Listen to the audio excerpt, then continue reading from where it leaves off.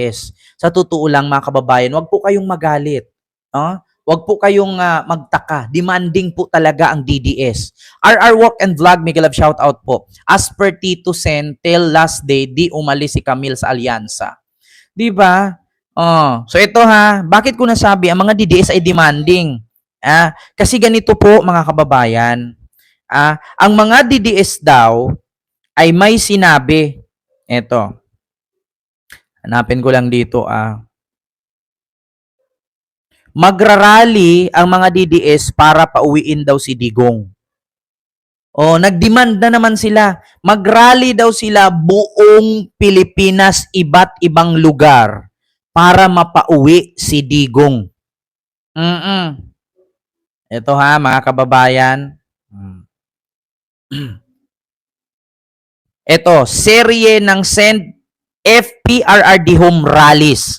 Meron silang gaganaping malawakang rally sa iba't ibang lugar sa Pilipinas para mapauwi si Digong. Ito lang mga kababayan, gusto kong ulitin sa inyo at hindi ako abogado. Pero kung magbasa po kayo at basahin ninyo ang batas, malalaman nyo po. Ganito yan. Bago ko i-play itong video na to, bigyan ko kayo ng aral, mga DDS. Kahit maghubad kayo dyan, Sir Kim po, maraming salamat po. Thank you so much yung super sticker po.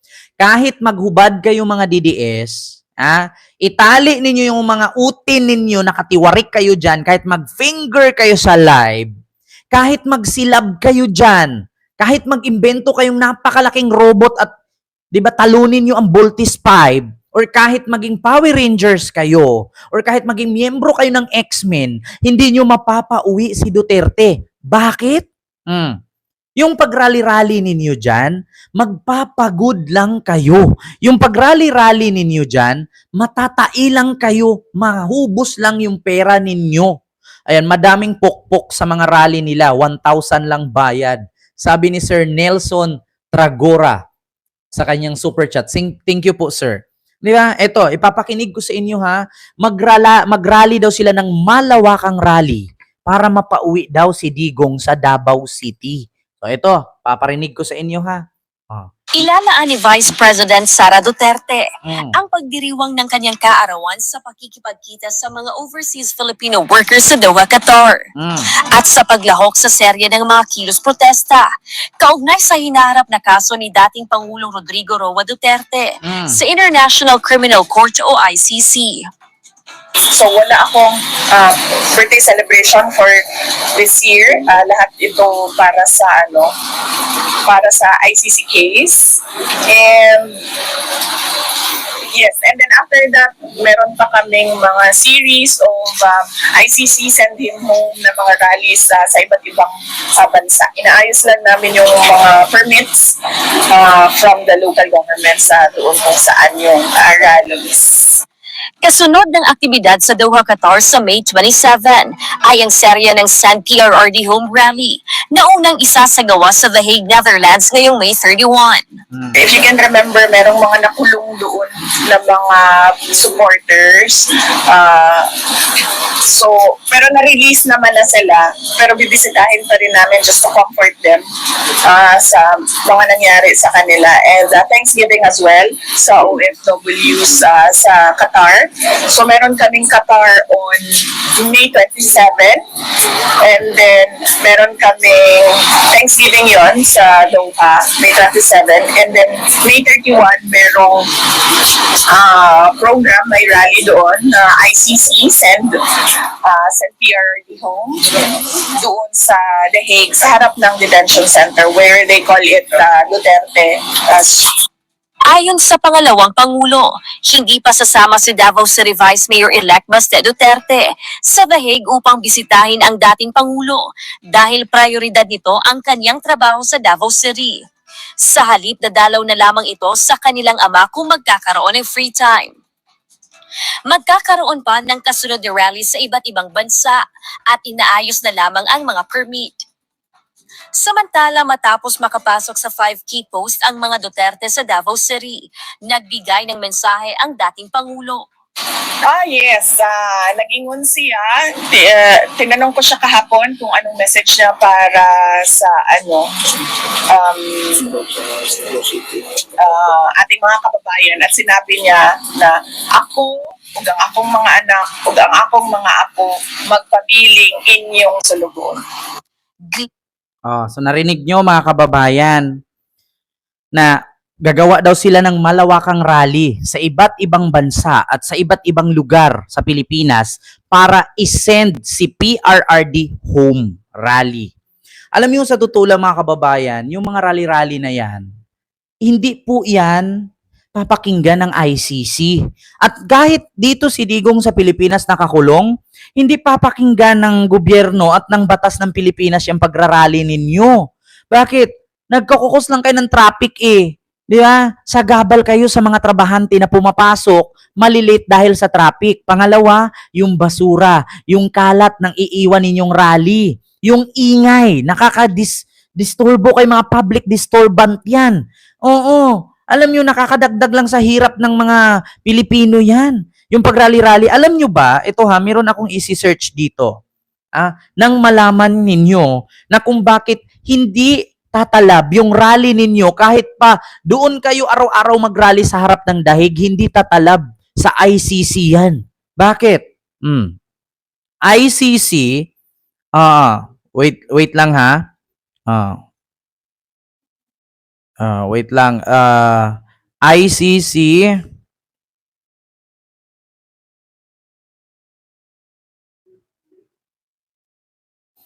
ito.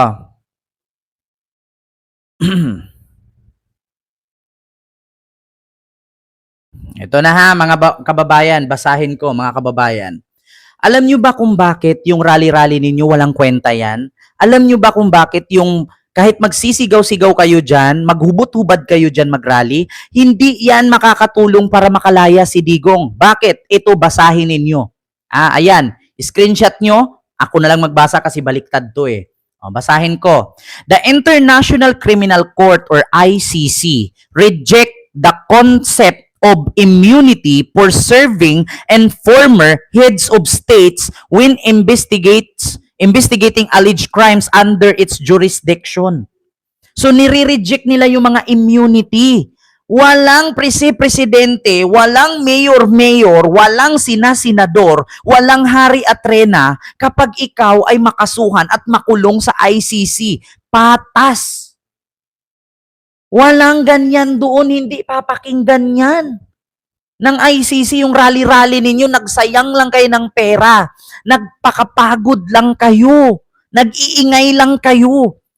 Ito pa. According to the Rome Statute and established jurisprudence, the ICC jurisdiction applies equal to all person without distinction based on the official capacity. Diba? This means that even a head of states cannot use their position to avoid prosecution by the ICC for crimes like genocide, war crimes, and crimes against humanity. Diba? Kaya nagpapagod lang kayo at inuuto lang kayo ng mga Duterte. Sayang lang ang mga pamasahin ninyo. Sayang lang yung pagod at pera na iambag ninyo sa rally na yan. Bakit? Nakalagay dito, the ICC jurisdiction applies equal to all person. Kahit presidente ka, kung nakasuhan ka't nakulong ka doon, wala kang immunity. Hindi kayang utuin ng mga rally-rally ninyo ang ICC. Kahit pa magsirko balintong kayo doon, hindi nyo kayang pauwiin si Digong at hindi i-release ng immunity yan. Hindi nasisilaw ang ICC sa mga rally-rally. Kasi kapag kayo nag-rally dyan at naghasik kayo ng gulo, pwede kayong pagdadamputin at pwede kayong pagtitirgasin. Sinong ICC matatakot sa inyong rally? Ubus lang ang pera ninyo. Pag-uwi ninyo galing rally, gutom. Instead na yung ginastos ninyong papunta doon, pangkain nyo na 1 linggo yun, pagkabukas, wala na kayong ulam. Kwek na lang, sabaw-sabaw na lang. Di ba? Diyos ko, tigilan nyo yan. Oo. Nakita nyo naman dito ang sinabi ng ICC. Reject the concept of immunity for serving and former heads of states when investigating alleged crimes under its jurisdiction. So, walang kwenta yan. Diba? Tignan nyo yung mga rally-rally ninyo. Tanungin ko kayo, sa lahat ba ng nag-rally, yung rally-rally ninyo nung prayer vigil ninyo, nakauwi ba sa digong? Hindi. Tapos ngayon, dadagdagan nyo na naman? Aba, magpagod lang kayo. Kay Kibuloy, baka nakalimutan nyo noon. Si Kibuloy, ilang araw kayo nag-rally dun sa Liwasang Bonifacio sa Maynila, sa may post office, sa Loton. Ilang araw kayo dun? Halos 12 days kayo dun. 2 linggo kayo nag-rally. Si Kibuloy ba nakalaya? Si Kibuloy ba hindi nakulong? Nakulong! Sumurinder din! Di ba? Maawa kayo sa mga sarili ninyo. Kung ako DDS, bakit ako sasama sa rally? Manood na lang ako sa post Facebook. Manood na lang ako sa live ni Ken. Bakit? Hindi pa ako magbabayad ng pamasahe, hindi pa ako mapagod. Mabato pa ako ng teargas doon. Ito bilang aral sa inyo, yung pagiging rally ninyo, walang patutunguhan yan. Either madideport kayo, either masasaktan kayo, either makukulong kayo. Gawin at kunin yung example, yung nangyari sa Qatar. Di ba? Gawin ninyong example, yung nangyari sa Qatar. Sigaw sila ng sigaw doon. Hindi naman yan part ng Qatari government. Yung pag-rally-rally ninyo, di ba nga, nakulong sila? Di ba nga, na-deport yung iba? So anong nangyari? Lumaya ba si Duterte? Yung mga trabaho ninyo ang nawawala. Tignan nyo yung vlogger. Nag-live. Dahil tumawag si Kitty Duterte kasi nire-read daw ang bahay ni Digong. Anong nangyari sa vlogger ngayon? Nakasuhan. Tinulungan ba ni Digong? Wala. Hindi. Nga. Sir Joel Q, maraming salamat po sa pagbisita nyo at sa first squad ever. Di ba? Tigilan nyo yan. Akala nyo kasi sa rally-rally ninyo ay mapapauwi nyo si Digong, inuuto lang kayo. Ang mga Duterte, naghahanap lang ng simpatsya yan. Bakit? Alam na kasi nila sa sarili nila na wala nang halos maniniwala sa kanila. Tignan nyo, 10 ang inendorso, 5 ang nakarga. Kung tutusin, 3 nga lang eh. Kasi si Aimee at si Camille, hindi naman nila manok yun. Tandaan ninyo, 10 ang Duterte, pinuno nyo pa yung Philippine Arena. Anyari? Pinuno nyo pa yung Philippine Arena, tapos ang makarga 3 lang? Hindi nyo napansin? Anong sabi ni Larry Gadon? Sara, huwag ka nang magbida-bida. Napanalo ka lang kasi nga kadikit mo si Marcos. Pero ngayon, try mong tumakbo kung may buboto sa'yo. Tingnan mo yung in-endorse mong 10, 3 lang nakarga. Diba? Ang ginawa ng mga Duterte ngayon, hanap simpatsya. Kung ikaw DDS, kung tanga ka, hala sige sumama ka. Kung bobo ka, hala sige mag-ambag ka dyan. Kung baliw ka at wala kang utak, hala sige, pumunta ka doon, magsigaw-sigaw ka ng Duterte. Pag ikaw hinuli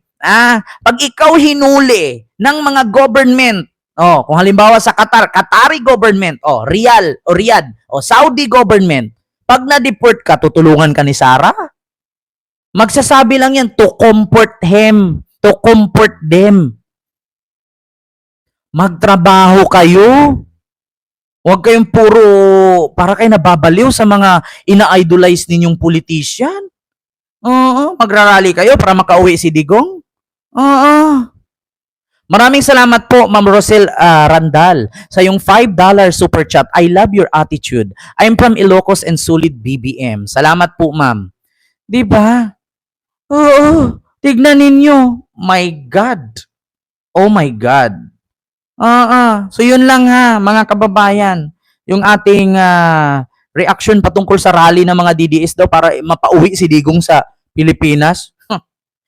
Ito ulitin ko sa inyo mga DDS. Ang tanging magpapauwi lang kay Digong sa Pilipinas si Marcos.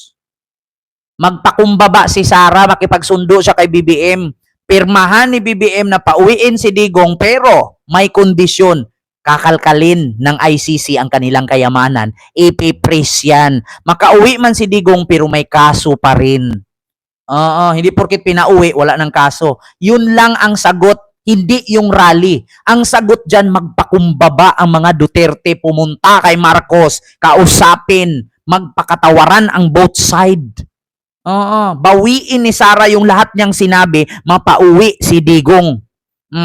Kung hindi niya gagawin yon,